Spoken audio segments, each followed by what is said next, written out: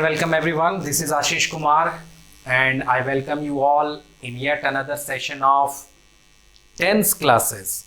You see, I have already told you that for spoken English, tense is extremely required. मैंने आपको बताया था कि spoken English के लिए tense बहुत ज़रूरी है. Unless and until you have good command over tense, you cannot speak English very well. जब तक आपको बहुत अच्छा कमांड नहीं होगा टेंस पे, आप बहुत अच्छी इंग्लिश नहीं बोल पाएंगे. So to do so we need to have a good command over tense. और हम लोगों ने टेंस का ओवरव्यू करा था. We have just had few things related to tense. हम लोगों ने टेंस के बारे में बहुत सारी बातें की थी और उनमें ये देखा था हम लोगों ने कि half of your spoken English is done when tense is done. उसके बाद टाइम एंड टेंस के बीच में फर्क पड़ा. बहुत सारी चीजों को डील करने के बाद हम लोगों ने लास्ट क्लास में प्रेजेंट इंडेफिनिट के बारे में डिस्कशन कर लिया था. उसके यूजेस वगैरह बता दिए थे आपको. और आज हमारा टॉपिक है पास्ट इंडेफिनिट. आज हम लोग पास्ट इंडेफिनिट के बारे में बात करने जा रहे हैं कि पास्ट इंडेफिनिट कहाँ यूज करेंगे, क्या स्ट्रक्चर्स होता है. तो एक छोटा सा कोई भी एक सेंटेंस ले लेते हैं, जैसे उसने खाना खाया. इसे हम इस तरह भी बोल सकते हैं, वह खाना खा चुका.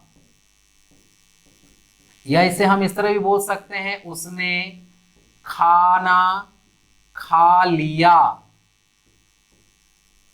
ऐसा कुछ भी हिंदी में लिखा हुआ हो, सबका सेंस एक ही समझना है. और जब इसका इंग्लिश ट्रांसलेट करेंगे तो इंग्लिश बनाएंगे ही एट फूड. तो ऐसा क्यों हो गया, हम लोगों ने ही एट फूड क्यों बनाया?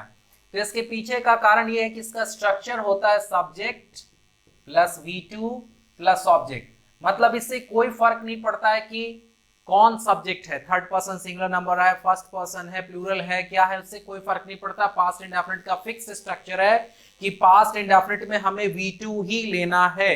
वर्ब का second form, past form of any verb ही लेना है और उसके बाद हमारा सेंटेंस पूरा हो गया. तो ये तो हो गया हमारा अफर्मेटिव स्ट्रक्चर. अब हमें बनाना है नेगेटिव, नकारात्मक, the sentence which is neglected. तो पिछली क्लास में भी मैंने बोला था to make any sentence into a negative one we need to put no और not somewhere in the sentence. किसी भी सेंटेंस को नेगेटिव बनाने के लिए हमें सेंटेंस के अंदर नो या नॉट लगाना पड़ता है. But we can't put no और not anywhere in the sentence. We need to put it along with an auxiliary verb. हम कहीं भी नो और नॉट नहीं लगा सकते. उसे जब भी लगाना होता है ऑक्सिलरी वर्ब के साथ, सहायक क्रिया के साथ लगाते हैं. And as you can see यहाँ अभी तक कोई ऑक्सिलरी वर्ब नहीं है. तो जिस तरह मैंने आपको प्रेजेंट इंडेफिनिट में बताया था कि डू और डज दो ऑक्सिलरी वर्ब होते हैं, उसी तरह पास्ट इंडेफिनिट में डिड छिपा हुआ रहता है. और डिड हमारा ऑक्सिलरी वर्ब है, हेल्पिंग वर्ब है. अब वो यहाँ एक्टिवेट हो जाएगा, सब्जेक्ट के बाद वो आएगा और उसी में नो नॉट लगा दीजिए. शॉर्ट एंड फॉर्म में उसको हमने कहा डिडंट. इस डी का चाहे तो साउंड नहीं पढ़ सकते, इसको डिडंट कहने से अच्छा आप डिडंट बोले, ज्यादा साउंड अच्छा करता है. इसे खोल के डिड नॉट भी कह सकते हैं. जिस तरह से प्रेजेंट इंडेफिनिट में डू डस के बाद V1 आ रहा था, उसी तरह पास्ट इंडेफिनिट में डिड के बाद भी V1 ही आता है और उसके बाद आता है हमारा ऑब्जेक्ट. ये हो गया नेगेटिव स्ट्रक्चर. अब हमें करना है अगर इंट्रोगेटिव. तो to make any sentence into an interrogative one we need to put auxiliaries before the subject. किसी भी सेंटेंस को इंट्रोगेटिव बनाने के लिए हमें क्या करना होता है, ऑक्सिलरी वर्ब को सब्जेक्ट के पहले ला देना होता है. तो इसमें हमारा ऑक्सिलरी वर्ब डिड है, इसको सब्जेक्ट के पहले ले आएंगे. ये रहा हमारा डिड. उसके बाद आएगा सब्जेक्ट, फिर आपका आएगा V1 और फिर आएगा object. And in the end there will be a question mark. Last में क्या हो जाएगा, एक क्वेश्चन मार्क आपका आ जाएगा, क्वेश्चन मार्क लग जाएगा. फिर एक स्ट्रक्चर लिया था हम लोगों ने इंट्रोगेटिव नेगेटिव. तो इंट्रोगेटिव नेगेटिव में कुछ नहीं है, इंट्रोगेटिव हो रखा है, इसमें हमें नेगेटिव कर देना है. नेगेटिव करने के लिए मैंने पहले ही बोला कि आपने क्या करना है, नो और नॉट लगाना है. नो और नॉट कहां लगा सकते हैं, हेल्पिंग वर्ब के साथ लगा देते हैं. इसी में इसे बना दिया didn't plus subject V1 object. Last में क्वेश्चन मार्क हमारा रहेगा ही रहेगा. इस डिडंट को आप चाहें तो नो नॉट को खोल करके भी लिख सकते हैं और इसे यहां लिखेंगे डिड ही नॉट, यानी डिड सब्जेक्ट प्लस नॉट, ऐसा करके हमें लिखना पड़ेगा. और अगर इसको कॉन्ट्रैक्शन बना दे, शॉर्ट एंड फॉर्म बना दे, तो डिडंट को एक ही साथ प्रोनाउंस करेंगे. फिर हम लोगों ने एक देखा था WH इंट्रोगेटिव. तो ये कुछ नहीं है, when 9 kinds of WH are put before any interrogative they are called WH interrogative. जब भी 9 काइंड्स ऑफ WH में से किसी एक को भी उठाकर इंट्रोगेटिव के पहले रख देते हैं, उसे ही WH इंट्रोगेटिव कहते हैं. यानी WH वर्ड्स प्लस डिड से लेकर के सारा का सारा, सब्जेक्ट V1 ऑब्जेक्ट, ये पूरा का पूरा. और एक जब WH इंट्रोगेटिव बना तो एक हम बना सकते हैं WH इंट्रोगेटिव नेगेटिव, इसमें भी कुछ नहीं है, 9 kinds of WH words are put before any interrogative and negative, they are called WH interrogative and negative. इसके पहले जैसे ही हम लोग कोई WH वर्ड रख देंगे ये कहलाने लगेगा हमारा WH इंट्रोगेटिव नेगेटिव, यानी WH plus did plus subject V1 object, last में रहेगा क्वेश्चन मार्क। चलिए इन स्ट्रक्चर्स पर ये सेंटेंस को पूरा हम लोग करके लिखते हैं, देखते हैं कि क्या ये सही फॉर्म्स बनेंगे, क्या फॉर्म्स नहीं बनेंगे, सेंटेंसेस क्या बनेंगे, देखते हैं। जैसे देखिए हम लोगों ने अफर्मेटिव सेंटेंस लिया कि उसने खाना खाया तो बनाया ही एट फूड, हिंदी हुई उसने खाना खाया या वह खाना खा चुका या उसने खाना खा लिया। अब हमें बनाना है कि उसने खाना नहीं खाया, तो सब्जेक्ट की जगह सब्जेक्ट रख देते हैं, और नहीं के लिए कह रहा है कि डिड में नॉट लगा के ले आइए, तो इसको ले आते हैं, ये हो गया हमारा डिड। लेकिन अब हम एट नहीं लिख सकते, कह रहा है कि अब V1 लाना है, तो V1 ले आते हैं ईट, उसके बाद ऑब्जेक्ट हमारा रहेगा ही रहेगा फूड, तो सेंटेंस हो गया ही डिडंट ईट फूड। अब हमें बनाना है कि क्या उसने खाना खाया, तो ऐसा करने के लिए हेल्पिंग वर्ब को आगे ले आना है, तो हेल्पिंग वर्ब को आगे ले आते हैं डिड, उसके बाद सब्जेक्ट, फिर V1 और फिर ऑब्जेक्ट, और in the end there will be a question mark, एक क्वेश्चन मार्क लगा रहेगा, सेंटेंस बन जाएगा डिड ही ईट फूड। अब हमें हिंदी करनी है कि क्या उसने खाना नहीं खाया, तो फिर वही बात, इसे हम नो नॉट लगा के लिख देते हैं डिडंट, बाकी चीजें सेम रहेगी, he eat food, didn't he eat food, क्या उसने खाना नहीं खाया, या उसे आप खोल करके भी लिख सकते हैं did he not eat food, ऐसा भी कह सकते हैं। हालांकि बोलचाल में spoken English didn't, can't, wouldn't, want, ये सब जो होता है ना ये ज्यादा यूज किया जाता है, इसीलिए मैंने भी ज्यादा वही यूज करा है, और ग्रामर में तो ऐसे आप डिड ही नॉट भी लिख सकते हैं। अब मान लीजिए मुझे कहना है कि उसने खाना कब खाया, तो कब का इंग्लिश होता है व्हेन, उसको इसके पहले लिख देना है बस, और कुछ नहीं करना है, when did he eat food, उसने खाना कब खाया, when did he eat food. उसने खाना क्यों नहीं खाया, तो क्यों का इंग्लिश वाई होता है, बस वाई को इसके पहले रख देना है, और ये बन गया हमारा Y didn't he eat food, उसने खाना क्यों नहीं खाया। तो इस तरह से आप इसके ट्रांसलेशंस बना सकते हैं, एक फॉर्म कोई भी मिल जाएगा, बाकी का 5 फॉर्म कर सकते हैं। एक दो एग्जांपल स्वरूप देख लें, मैंने पढ़ाई नहीं की तो आई डिडंट स्टडी, इसका अफर्मेटिव क्या हो जाएगा, मैंने पढ़ाई की, आई स्टडीड। क्या मैंने पढ़ाई की, डिड आई स्टडी, क्या मैंने पढ़ाई नहीं की, डिडंट आई स्टडी। मैंने पढ़ाई कहां की, वेयर डिड आई स्टडी। मैंने पढ़ाई कब नहीं की, व्हेन डिडंट आई स्टडी। मतलब कोई भी एक फॉर्म अगर हमें मिलेगा तो बाकी के 5 फॉर्म हम खुद भी बना सकते हैं। जैसे did he go to Patna, क्या वह पटना गया, तो इसका अगर अफर्मेटिव बनाएंगे तो हो जाएगा he went to Patna, negative बनाएंगे तो he didn't go to Patna, अगर इंट्रोगेटिव नेगेटिव बनाएंगे तो didn't he go to Patna. तो इस तरह से अगर एक फॉर्म भी हमें कोई मिलेगा तो कंजुगेशन फॉर्म की वजह से बाकी के 5 फॉर्म हम खुद ब खुद बना सकते हैं, और इस तरह से आप इनके ट्रांसलेशंस कर सकते हैं। अब हम लोग देखते हैं कि पास्ट इंडेफिनिट का यूज कहां होता है, उसके लिए मुझे 1 मिनट टाइम दे, मैं इसे इरेज कर लूं फिर मिलता हूं। अब चलिए बात करते हैं हम लोग यूज ऑफ पास्ट इंडेफिनिट, मतलब पास्ट इंडेफिनिट का यूज कहां करते हैं हम, उसके बारे में थोड़ा सा समझते हैं। पहला बात तो स्टेट कंसर्न यही है कि ऐसा कोई भी बात या ऐसा कोई भी काम जो पास्ट में घट चुका, पूरी तरह समाप्त हो चुका, उसका प्रेजेंट से कोई लेना देना नहीं, डन इन पास्ट, तो उसे ही हम पास्ट इंडेफिनिट बनाएंगे। जैसे मान लीजिए मैंने एक एग्जांपल दिया कि ही वेंट टू पटना, तो मतलब हुआ कि वह पटना चला गया, ये काम पास्ट का था, पास्ट में ही डन, पूरी तरह से समाप्त, फिनिश, तो इसे हमने पास्ट इंडेफिनिट बनाया। मान लीजिए मैंने कहा मोहन डाइड इन 1980, मतलब हुआ मोहन 1980 में मर गया, मरने का काम बेचारे का पास्ट में ही खत्म। तो ऐसा कोई भी काम, ऐसी कोई भी घटना जो पास्ट में पूरी तरह डन हो गई, कंप्लीट हो गई, फिनिश हो गई, समाप्त हो गई, उसे ही हम पास्ट इंडेफिनिट टेंस में बनाते हैं। पहला नियम तो ये समझें। दूसरा नियम ये है कि पास्ट की घटना या पास्ट से रिलेटेड सिचुएशन, स्थिति बतलाने के लिए भी पास्ट इंडेफिनिट टेंस का यूज किया जाता है। पास्ट से रिलेटेड सिचुएशन, पास्ट से रिलेटेड स्थिति बतलाने के लिए भी पास्ट इंडेफिनिट का यूज किया जाता है। जैसे मान लीजिए मैंने कहा इट वॉज वेरी हॉट, मतलब हुआ बहुत गर्मी थी। पास्ट की स्थिति बतला रहे हैं कि पास्ट में कैसा माहौल था भाई, तो पास्ट में बहुत गर्मी थी। मैंने कहा मोहन वॉज इल, तो मतलब हुआ मोहन बीमार था अभी है नहीं, पास्ट की स्थिति, मोहन बीमार था। तो पास्ट की स्थिति बतलाने के लिए भी हम पास्ट इंडेफिनिट टेंस का यूज करते हैं।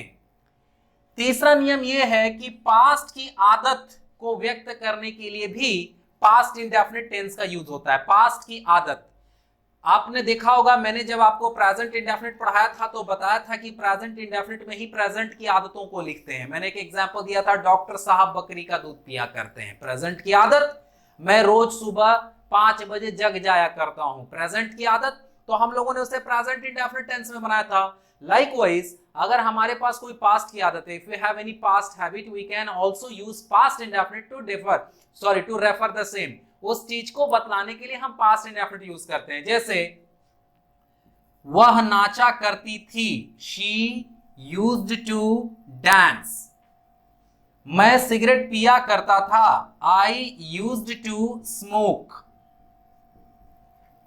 ठीक है, ये पास्ट की आदत है, खत्म हो चुकी है ये आदत। अगर ये आदत अभी भी रहती तो प्रेजेंट इंडेफिनिट में बनाते हैं, शी डांसेस, आई स्मोक, ऐसा करके बनाते। अब आप देख रहे हैं कि यहां मैंने एक मॉडल ऑक्सिलरी वर्ब यूज कर लिया है, यूज्ड टू। तो यूज्ड टू का यूज ही किया जाता है पास्ट की आदत के लिए। पास्ट की आदत को बतलाने के लिए ही हम यूज टू का प्रयोग करते हैं। अगर हम इसका प्रयोग ना करें और इसके जगह पर सिर्फ इतना ही लिख दें कि शी डांस्ड, तो मतलब हो गया उसने नाचा या वह नाची। आई स्मोक्ड ऐसा लिख दें तो अर्थ हो जाएगा कि मैंने सिगरेट पिया। पिया मतलब क्या, अभी अभी पिया। और मुझे क्या बोलना है कि किसी जमाने में मैं सिगरेट पिया करता था। तो ऐसा करने के लिए हमें यूज्ड टू का प्रयोग करना पड़ता है। मैं अभी थोड़ा सा और एक्सप्लेन कर देता हूं, यूज्ड टू को टेंशन नहीं लीजिए।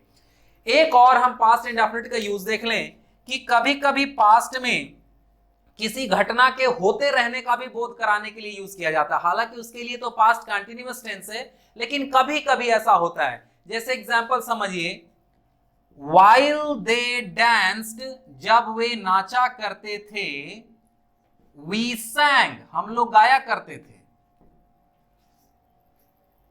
तो टेक्निकली ये जो मैंने आपको 4 रूल्स बताया, हालांकि एक और रूल है उसको मैं बार बार ही कह रहा हूं, प्रेजेंट इंडेफिनिट में भी कहा था कि कंडीशनल सेंटेंस का वो रूल है। मैं आपको कंडीशनल सेंटेंस के अलग चैप्टर पढ़ाऊंगा और उस समय कंडीशनल सेंटेंसेस में वो उन सारी बातों को बताऊंगा। तो उस वक्त हम लोग कंडीशनल सेंटेंसेस के बारे में बात करेंगे, तब जाकर के उसको डिटेल में देखेंगे कि कैसे क्या होता है, क्योंकि उसमें काश, यदि ऐसा करके सेंटेंस होता है तो उसके बारे में बाद में हम लोग बातें करेंगे। ठीक है, अभी हम लोग कंडीशनल सेंटेंसेस के बारे में छोड़ देते हैं। तो यानी पास्ट इंडेफिनिट में एक कंडीशनल सेंटेंस वाला रूल भी आता है, एक नियम आता है, लेकिन उसे मैं अभी स्किप करके जा रहा हूं। अभी बस आप इतना ही समझें कि ऐसी कोई घटना जो पास्ट में पूरी तरह डन, फिनिश, कंप्लीट, समाप्त हो चुकी, उसे पास्ट इंडेफिनिट बनाएंगे। पास्ट से रिलेटेड किसी कंडीशन, स्थिति का वर्णन करने में भी पास्ट इंडेफिनिट का यूज करेंगे। पास्ट की आदत को व्यक्त करने के लिए भी पास्ट इंडेफिनिट टेंस का यूज होता है। और कभी कभी पास्ट में 2 घटना एक साथ होते रहने की स्थिति बतलाने में भी पास्ट इंडेफिनिट टेंस का यूज होता है। ओवरऑल आप इसको ऐसे समझें कि ऐसा कोई भी बात, कुल मिलाकर के सबका सारांश समराइज करें तो एक ही चीज निकलेगा कि ऐसा कोई भी बात, ऐसी कोई भी घटना जो पास्ट में पूरी तरह डन, फिनिश, कंप्लीट, समाप्त हो चुका, चाहे वो आदत हो, चाहे वो स्थिति हो, चाहे कुछ भी हो, तो उसे ही हम पास्ट इंडेफिनिट टेंस में बनाते हैं। अब जरा हम लोग इसको इरेज करेंगे और यूज्ड टू वाले यूज को भी एक बारी फिर से समझेंगे। चलिए बात करें अब हम लोग जरा यूज्ड टू की। मैंने अभी बोला कि यूज्ड टू का प्रयोग हम किस लिए करते हैं भाई, तो पास्ट हैबिट्स को डिनोट करने के लिए, यानी पास्ट की आदतों को व्यक्त करने के लिए। To express past habits we use to. हम लोग पास्ट के हैबिट्स को व्यक्त करने के लिए यूज टू का प्रयोग करते हैं। अब कैसे, तो एग्जांपल यही ले लें जैसा अभी मैंने थोड़ी देर पहले लिया था कि मैं सिगरेट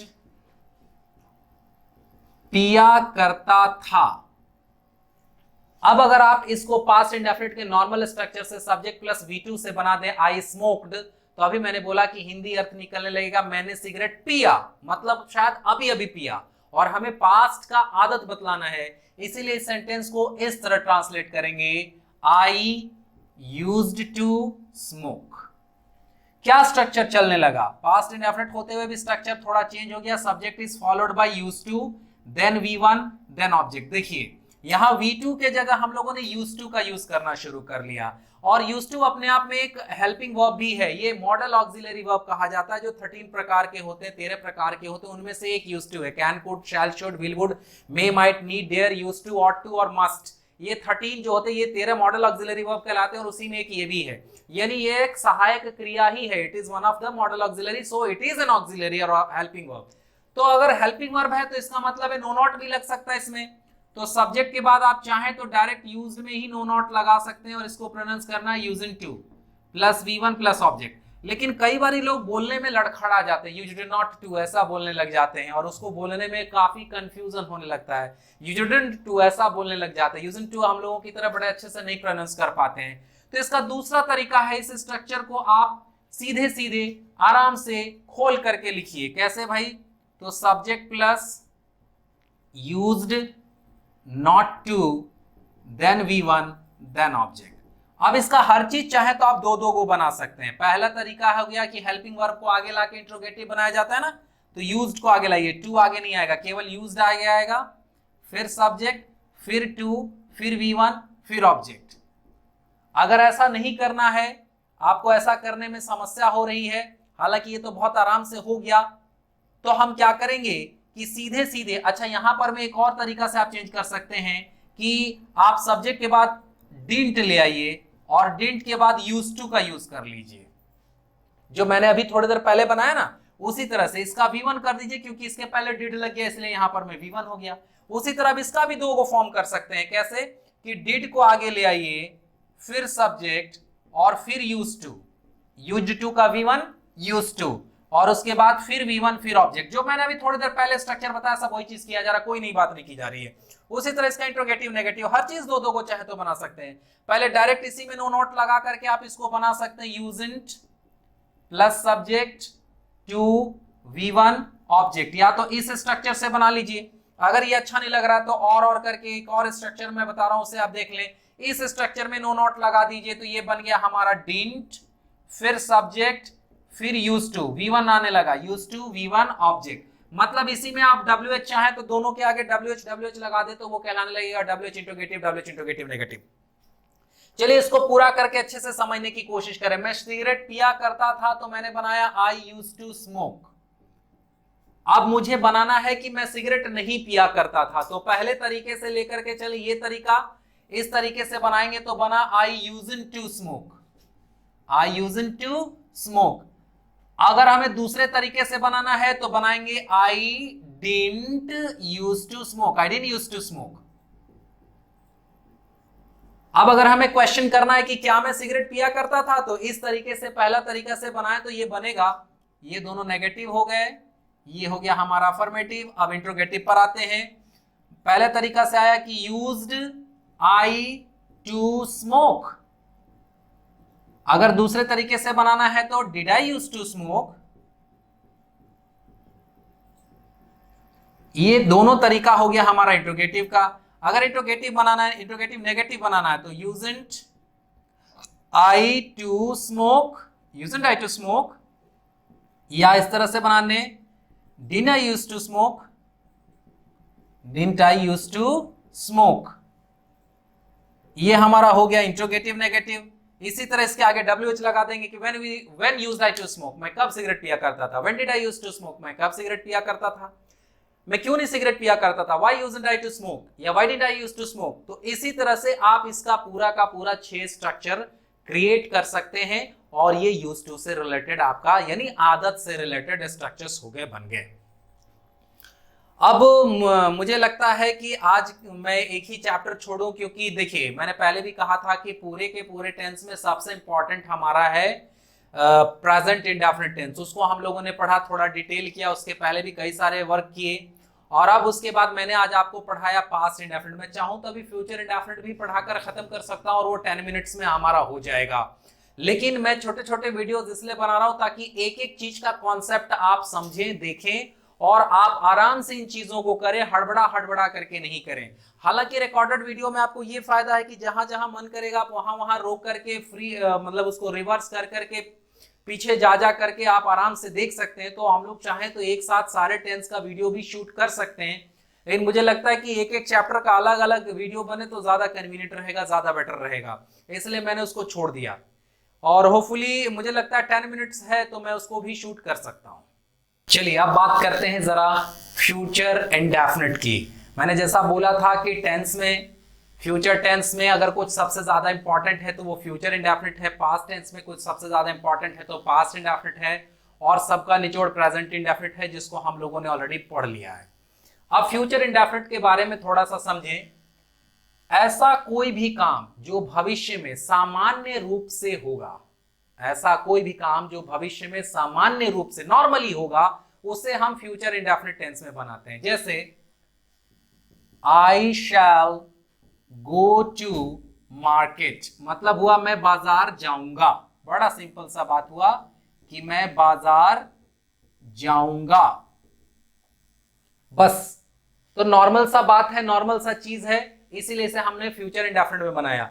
आजकल मॉडर्न इंग्लिश ग्रामर में शैल की जगह विल यूज हो रहा है, तो इसे I will go to market भी कह सकते हैं। मॉडर्न इंग्लिश ग्रामर में ऐसा हो रहा है।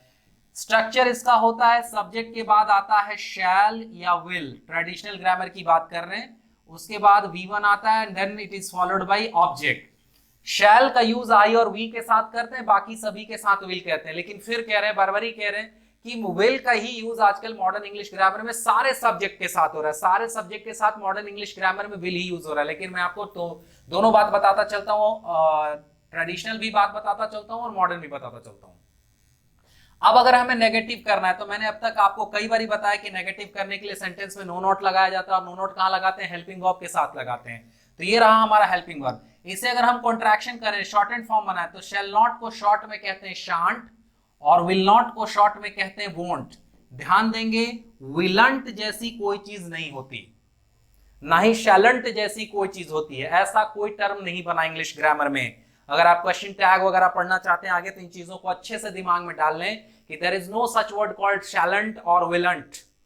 जो शॉर्ट फॉर्म है वो है शांट और वोंट। शैलेंट विलंट जैसी कोई चीज नहीं होती है। या तो आप इसको खोल करके शैल नॉट लिख लीजिए, खोल करके विल नॉट लिख लीजिए, और नहीं तो शांट और वोंट कहिए, कतई इसे आप शैलेंट विलंट नहीं करेंगे।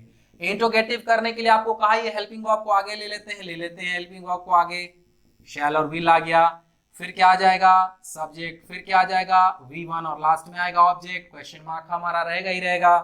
इंट्रोगेटिव नेगेटिव करना है, शॉर्ट एंड फॉर्म की बात करें तो फिर इसे शांट या वोंट, और बाकी चीजें सेम रहेंगी। आप चाहे तो खोल करके भी लिख सकते हैं, लेकिन अगर खोल करके लिखेंगे तो शैल प्लस सब्जेक्ट प्लस नॉट ऐसा करना पड़ेगा।